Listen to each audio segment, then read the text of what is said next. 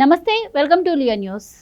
ఇరు తెలుగు రాష్ట్రాల సీఎంల భేటీ అనగానే ఇటు తెలంగాణలో బీఆర్ఎస్ కావచ్చు, అటు ఆంధ్రప్రదేశ్లో వైఎస్ఆర్సీపీ కావచ్చు ఉలికి పడుతున్న సందర్భాలు అయితే మనం ఇప్పుడు చూస్తూ ఉన్నాము. ఇరు రాష్ట్రాల సీఎంల భేటీని లైవ్ ఇవ్వాల్సిందిగా బొత్స సత్యనారాయణ అయితే ట్వీట్ చేయడం జరిగింది. మరి ఇటు తిరుమల తిరుపతి దేవస్థానంలో కావచ్చు కొన్ని ప్రాజెక్టుల్లో మరి తెలంగాణ వాటా అడుగుతోంది, దీనిపై మాకు ఆందోళన వ్యక్తమవుతుంది అని చెప్పి కొన్ని పుకార్లు పుట్టిస్తూ వాళ్ళ ఇద్దరి భేటీని లైవ్ ఇవ్వాల్సిందిగా ఆయన కోవడం అయితే జరిగింది. మరి గతంలో మరి ఇటు ఆంధ్రప్రదేశ్ నుంచి జగన్మోహన్ రెడ్డి గారు కావచ్చు, ఇటు తెలంగాణ నుంచి కేసీఆర్ గారు కూడా భేటీ అయిన సందర్భాల్లో మరి ఎన్నిసార్లు లైవ్ ఇచ్చారు, దీన్ని వీళ్ళిద్దరి భేటీని ఈ రకంగా వ్యాఖ్యానించడం ఎలా చూడొచ్చు, దీని గురించి మరిన్ని వివరాలు తెలుసుకునే ప్రయత్నం చేద్దాం. మనతో ఉన్నారు senior political journalist doctor Durga Vadlamani గారు. నమస్కారం. నమస్తే అండి. ఇప్పుడు ఈరోజు తెలుగు రాష్ట్రాల సీఎంలు భేటీ అవుతున్నారు. పార్టీలకు అతీతంగా వాళ్ళిద్దరు ఫస్ట్ ఫ్రెండ్స్. ఆ రకంగా చూసుకున్నా లేదు, రెండు ప్రాంతాల అభివృద్ధి కోసం ఇద్దరు సీఎంలు ఎంత కష్టపడి పనిచేస్తున్నారు, ఎంత పోరాడుతున్నారు అని కూడా రెండు తెలుగు రాష్ట్రాల ప్రజలు కూడా ఆనందం వ్యక్తం చేస్తున్న నేపథ్యంలో దాన్ని చెడగొట్టేందుకు ఇప్పుడు వైసీపీ కంకణం కట్టుకున్నట్టు కనిపిస్తోంది. వాళ్ళిద్దరి భేటీని లైవ్ ఇవ్వాలని కోరుతుంది. అసలు ఇది ఎంతవరకు సమంజసం అంటారు? అలాగే కొన్ని పుకార్లు కూడా పుట్టిస్తోంది, తిరుపతిలో వాటా అడుగుతున్నారు, అలాగే కొన్ని ప్రాజెక్టుల్లో వాటా అడుగుతున్నారు అని చెప్పి. ఇవి ఎంతవరకు కరెక్ట్ అంటారు? ఓవరాల్గా మరి గతంలో ఇటు జగన్ కానీ అటు కేసీఆర్ కానీ భేటీ జరిగినప్పుడు మరి వాళ్ళు కూడా లైవ్ ఇచ్చిన సందర్భాలు ఏమైనా ఉన్నాయా, ఏం చెప్తారు? అంటే ఇది పుకార్లు కాదండి, వాళ్ళు అడుగుతున్నారు. యాక్చువల్గా తిరుమల తిరుపతి దేవస్థానంలో కొంత వాటా అడుగుతున్నారు. పోర్టుల్లో కూడా వాళ్ళు మాకు అంటే మా బిజినెస్లు మేము చేసుకుని అంటే ఎగుమతులు చేసుకోవటానికి వీలుగా పోర్ట్ లేదు కాబట్టి మాకు అంటే కోస్తా తీరం లేదు కదా తెలంగాణలో. సో ఆ డిమాండ్ని కూడా వాళ్ళు ముందుకు తీసుకొస్తున్నారండి ఇవాళ. అది అందులో వాళ్ళు అడిగింది కరెక్టే, కానీ ఇస్తారు ఇవ్వరు అనేది ముందు ఆలోచించాలి కదా. ఇవన్నీ ఇచ్చే డిమాండ్స్ కాదు కదా. ఇప్పుడు మన ఆస్తుల వాటాలు వాళ్ళకెందుకు ఇస్తాం? అదేవిధంగా భద్రాచలం విషయంలో కూడా 5 మండలాలు వీళ్ళకి ఇచ్చేయాలని అడుగుతున్నారు. అయితే ఇక్కడ వాళ్ళ ఇన్నర్ ఉద్దేశాలు వేరే ఉంటాయి వాళ్ళకి. ఇప్పుడు 5 మండలాలు కలపమంటే 5 మండలాల కోసం కాదు వాళ్ళ పట్టుదల కానీ ఏదైనా. ఇక్కడ వేరే ఏదో ఒక ప్రాజెక్ట్ ఉంటుంది. ఆ ప్రాజెక్ట్ కోసం వీళ్ళు తెలంగాణకు సంబంధించి కాంగ్రెస్ వాళ్ళు డిమాండ్ చేస్తున్నారనమాట. సరే, బొత్స గారు ఇవాళ లైవ్ అడిగారు. మీరు చెప్పినట్టుగా అసలు లైవ్ ఎందుకు పెట్టాలండి? ఇప్పుడు వీళ్ళు గతంలో మీరు చెప్పినట్టుగా ఒక్కసారిలా ఉంది కలిశారు. జగన్మోహన్ రెడ్డి సీఎంగా ఉండగా, కేసీఆర్ సీఎంగా ఉండగా ఇక్కడ కలిశారు, వాళ్ళు మాట్లాడుకున్నారు, అంతవరకే. ఆ రోజు వాళ్ళు ఏం మాట్లాడారు ఎవరికీ తెలియదు కదా. జగన్మోహన్ రెడ్డి గారు ఎక్కడికి వెళ్ళినా ఎప్పుడైనా ఏదైనా ఏం జరిగిందో చెప్తాడు ఆయన, ఒక ప్రెస్ మీట్ పెడతాడు ఆయన. ఢిల్లీ వెళ్తారు, మోదీ గారిని కలుస్తారు, ఎప్పుడో ఒక ప్రెస్ మీట్ పెట్టలేదు. అదేవిధంగా కేసీఆర్ గారు ఇంకా అట్లీస్ట్ ప్రెస్ ముందుకు వచ్చి మాట్లాడతాడు ఆయన. కానీ వీళ్ళిద్దరూ మాట్లాడుకున్నది ఎప్పుడు వాళ్ళు చెప్పలేదు. ఇంకో ముఖ్య విషయం, ఫస్ట్ 5 ఏళ్ళు చంద్రబాబు నాయుడు గారు ఇక్కడ ముఖ్యమంత్రిగా ఉండగా 2014 to 19 కేసీఆర్ గారు ఇక్కడ ముఖ్యమంత్రిగా ఉన్నప్పుడు ఎప్పుడైనా చర్చలకు పిలిచాడు ఆయన? తెలంగాణ విభజన జరిగాక పిలవలేదు కదా. ఎప్పుడు బాబు గారిని చూస్తే ఆయనకి పడదు. అందుకోసమని కనీసం 19 to 24 ఎప్పుడైనా జగన్మోహన్ రెడ్డి ఇనిషియేటివ్ తీసుకుని అసలు ఈ చర్చలకి ఏమైనా పిలిచాడు ఆయన? లేదు. కేసీఆర్ పిలిచాడా? ఇద్దరు ఫ్రెండ్సే కదా. ఏ రోజు కూడా వీళ్ళు రాష్ట్రాల అంటే రాష్ట్ర విభజన తర్వాత రావాల్సిన వాటి గురించి ఏ రోజు కూర్చుని మాట్లాడుకోలేదండి. అది చాలా పెద్ద పొరపాటు అది. ఎందుకంటే మీరిద్దరూ ఫ్రెండ్సే, ఇరు రాష్ట్రాల గురించి ఆలోచించాల్సిన వాళ్ళే. కానీ ఏ రోజు కూడా కూర్చుని చర్చించుకోలేదు వాళ్ళు. ఏ రోజు అసలు ఈ ప్రస్తావన కూడా తేలేదు. విభజన హామీలు ఏంటి, ఏ రకంగా అసలు రావాల్సిన నిధులు ఇక్కడి నుంచి ఇవ్వాల్సిన బకాయిలు కూడా వాళ్ళు ఇవ్వలేదు తెలంగాణ నుంచి ఆంధ్రాకి. ఈ రోజు పెట్టిన ఈ డిమాండ్స్ ఏవైతే ఉన్నాయో ఎవరు అంటే కేంద్రం ఈరోజు మీరు చర్చించండి అని చెప్పింది కదా. మొత్తం 89 ఎంతో పెడితే 68 ఎన్నో వీళ్ళు ఒప్పుకున్నారు తెలంగాణ వాళ్ళు. అంటే ఇవాళ చర్చకి వస్తాయి అన్నమాట. సో అది పక్కన పెడితే ఇవాళ వాళ్ళ బీఆర్ఎస్ అఫీషియల్ పేపర్ ఉంది కదండి, అదే నమస్తే తెలంగాణ. అందులో ఏం మెన్షన్ చేశారంటే వీళ్ళు కలుసుకోవడానికి కారణం వీళ్ళిద్దరికీ విభజన హామీల గురించి కంటే కూడా దీన్ని యూనియన్ టెరిటరీ చేయాలని చూస్తున్నారు. హైదరాబాద్ని రెండవ రాజధానిగా అంటే దేశానికి రెండవ రాజధానిగా చేసి దీన్ని ఒక లేదంటే కేంద్రపాలిత ప్రాంతంగా అన్నమాట చేసేయాలని చూస్తున్నారు. అందుకోసం వీళ్ళు ఇవాళ కలుస్తున్నారు.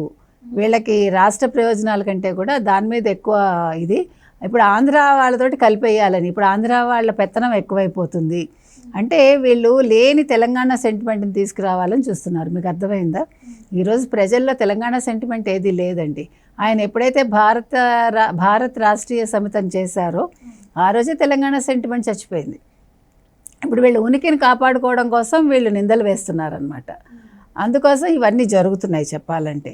ఈరోజు బీఆర్ఎస్ ఇంకేముందండి, ఇవాళ ఇంకో ఎమ్మెల్యే జాయిన్ అయ్యాడు. మీకు తెలుసు, మొన్న రాత్రి 6 ఎమ్మెల్సీలు జాయిన్ అయ్యారు కాంగ్రెస్లో. ఇంకా ఎవరికి వాళ్ళు, ఇవాళ మేయర్ అదే కదా అన్నారు, విజయలక్ష్మి గారు, ఆవిడ కాంగ్రెస్లో చేరారు, కేశవరావు గారు అమ్మాయి. ఆవిడ అన్నారు కదా, ఇవన్నీ కూడా ఆ రోజు మీరే ప్రోత్సహించారు ఇవంతా కూడా. అంటే వేరే పార్టీల నుంచి పార్టీలు నామరూపాలు లేకుండా చేయటానికి అందులోంచి ఎమ్మెల్యేలని వాళ్ళని తీసేసుకోవటం అన్నమాట. మార్గం సుగమం చేసిందే ఎవరు, కేసీఆర్. అదే ఇవాళ ఆవిడ చెప్పారు. కాబట్టి ఇవాళ బీఆర్ఎస్కి సంబంధించి కేసీఆర్ కానీ కేటీఆర్ కానీ ఇదేంటి ఎమ్మెల్యేలు వెళ్ళిపోవడాన్ని వాళ్ళు ఏం అడగలేరండి. అడిగే హక్కు కూడా లేదు వాళ్ళకి, ఎందుకంటే దానికి ఆద్యులు వాళ్లే కాబట్టి. సో ఏ రకంగా చూసుకున్నా ఇవాళ చర్చల మీద కంటే కూడా ఇవాళ ఉలిక్కి పడుతున్నది ఇక్కడ కేసీఆర్, అక్కడ జగన్మోహన్ రెడ్డి. ఇవాళ జగన్మోహన్ రెడ్డి చూసారంటే కడప వెళ్ళాడు ఆయన. ఇప్పుడు ఈయనకి ప్రజలు ఎప్పుడు గుర్తుకొస్తారంటేనండి, ఆయన అవసరానికి ప్రజలు గుర్తుకొస్తారు. ఆయనకి పవర్ కావాలనుకుంటే ప్రజలు గుర్తుకొస్తారు అంతే. మామూలుగా పరదాలు కట్టుకుని ప్యాలెస్లో పడున్న మనిషి ఇవాళ కడప ఎందుకు వెళ్ళాడండి? కడపలో ఎవరో ఒక అతన్ని ఆయన ఓదారుస్తున్నాడు. మళ్ళీ మొదలుపెట్టాడు, ముద్దులు ఇవన్నీ మొదలయ్యాయి మళ్ళీ. అంటే ఈయన హద్దులు ఎప్పుడు దాడతాడంటే ఈయన అవసరాలకు దాడతాడు, నెంబర్ 1. నెంబర్ 2, ఎవరో నిన్న టీడీపీ వాళ్ళు గాయపరిచేశారంటాడు. ఆ విజువల్స్ ఏమైనా చూపిస్తే బాగుంటుంది. సాక్షిలో ఆస్తులు ధ్వంసం చేసేసారు. ఏ ఆస్తులు ధ్వంసం చేశారు, ఎవరివి చేశారు, వాళ్ళ పేర్లు, వాళ్ళ మొత్తం వివరాలు ఇస్తే సాక్షి పేపర్లోనూ సాక్షి టీవీలో చూపించి మిగతా ఛానల్స్ కూడా ఇస్తే బాగుంటుంది వీళ్ళు. ఎందుకంటే ఒక అబద్ధాన్ని నిజం చేయాలనుకున్నప్పుడు వాళ్ళు పకడ్బందీగా చేస్తే బాగుంటుంది, అంతే కదా. ఇక్కడ ఏమీ లేనప్పుడు ఈయన ఒక అవసరం కోసం అక్కడికి వెళ్ళాడు. ఆ అవసరాన్ని చూసుకో. ఇవాళ ఆయనకి ఏంటంటే ఇక్కడి నుంచి తప్పించుకోవాలి, తాడేపల్లి నుంచి బయటకు వెళ్ళిపోవాలి. ఇప్పుడు తాడేపల్లిలో ఇంక ఉండకుండా ఉండడానికి చూస్తాడండి ఆయన. ఇప్పుడు రేపొద్దున అసెంబ్లీకి కూడా రాడు, మీరు ఎదురు చూడండి కావాలంటే, మనం ఆల్రెడీ చెప్పేశాం. అండ్ ఇప్పుడు ఇరు రాష్ట్రాల సీఎంల మధ్య కూడా స్నేహపూర్వక వాతావరణం మధ్య 2 రాష్ట్రాల విభజన సమస్యలను పరిష్కరించేందుకు చర్చలు జరుగుతుంటే, గతంలో మనం చూసాం వీళ్ళ మధ్య ఎప్పుడు చర్చలు జరిగినా కూడా రాజకీయ లబ్ధి కోసమే, ఎప్పుడూ కూడా రాష్ట్ర ప్రయోజనాల కోసం మాట్లాడిన సందర్భాలు ఎప్పుడూ లేవు. ఇటు బీఆర్ఎస్ కావచ్చు, అటు వైఎస్ఆర్సీపీ పార్టీ కావచ్చు, 2 భరించలేకపోతున్నట్టు కనిపిస్తూ ఉంది. సో ఏం చెప్తారు మరి ఇరు రాష్ట్రాల సీఎంల భేటీ తర్వాత 2 రాష్ట్రాలకు వనగూరే ప్రయోజనాలు ఏంటంటారు? తప్పకుండా. అయ్యో, ఇప్పుడు మనం ఇవన్నీ కూడా తేల్చేసుకున్నాం అనుకోండి. ఇప్పుడు గతంలో మనం మద్రాసు నుంచి విడిపోయినప్పుడు అన్ని విధి విధానాలు ఖరారు అయ్యాకే వచ్చారండి బయటికి. అంటే ఆస్తి పంపకాలు జరిగిపోయాయి, అందుకని అప్పుడు ఈ గొడవలు రాలేదు. వేరేస్ ఇక్కడ ఆస్తి పంపకాలు జరగలేదు కదా. చెయ్యాలి, ఇవి చెయ్యాలి, ఇంత పర్సంటేజ్ అని మాట్లాడుకున్నారు తప్ప అవి ఖరారు కాలేదు. అందుకని ఈరోజు మనం తేల్చుకోవాల్సినవి చాలా ఉన్నాయి. మనకి యూనివర్సిటీస్ ఉన్నాయి, తర్వాత ఐఏఎస్ ఐపీఎస్లు ఉన్నారు, విద్యుత్ బకాయిలు ఉన్నాయి, మనకి నీళ్ళ వాటాలు ఉన్నాయి, చాలా ఉన్నాయండి. కాబట్టి ఇది చిన్న విషయం కాదు. ఇవాళ కూర్చొని మాట్లాడుకోవడం మొదలు పెడితే ఇవాళతో అయిపోదు. ఇది ఆరంభం అంతే. ఇది ఎన్ని రోజులు పడుతుందో, కనీసం ఒక ఇనిషియేటివ్ అంతే కదా. ఇప్పుడు కనీసం ముందుకొచ్చి మనం కూర్చొని చర్చిద్దామనే స్థాయికి ఈరోజు ఒక మంచి వాతావరణం కల్పించుకున్నారు ఇద్దరు. గతంలో ఉన్నా కూడా ఉపయోగించుకోలేదు కదండి. వాళ్ళ స్వార్థాలు, వాళ్ళ వ్యక్తిగతాలు చూసుకున్నారు తప్ప రాష్ట్రం గురించి ఎవరు ఆలోచించలేదు వీళ్ళు. లేకపోతే నిజంగా అసలు కేసీఆర్కి అంత చిత్తశుద్ధి ఉంటే, తెలంగాణకు మంచి చేయాలనుకుంటే ఆయన ఏం చేయాలి? విభజన జరిగిన వెంటనే కూర్చోబెట్టి చంద్రబాబు నాయుడు గారిని పిలిచి, ఇగో ఇది మీది, ఇది మాది, మీకు మాకు ఏది గొడవలు వద్దని చెప్పాలి కదా. నీకు ఆంధ్ర వాళ్ళంటే పడినప్పుడు ఆ రోజు ఇచ్చేపోయావా కదా. కాబట్టి ఆయనకు అవేం లేదండి. ఆయన వ్యక్తిగతంగా లబ్ధి పొందాడు. ఆయన ఫ్యామిలీ మొత్తం ఒక ప్యాకేజ్ లాగా తెలంగాణ అనే ప్యాకేజీని మొత్తం పొందింది ఒక కేసీఆర్ కుటుంబం అంతే.